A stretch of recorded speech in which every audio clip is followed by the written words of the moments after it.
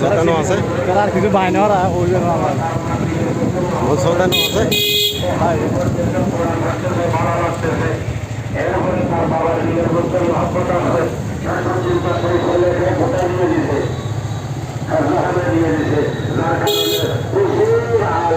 এখন সত্যি আমি কতগুলোর কথা বলতেছি যেহেতু আমি এখানে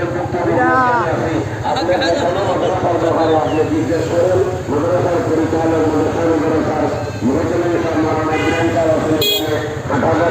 মাদ্রাসার জিজ্ঞেস করেন ছাত্রদের মধ্যে কত ছাত্র হাফেজ এই ছাত্ররা হাফেজে কোরআন হওয়ার মূল কারণ হলো আপনারা বলেন না আমার সাথে একটা মত হলে নুরানি মাদ্রাসা আসলে এটা কোন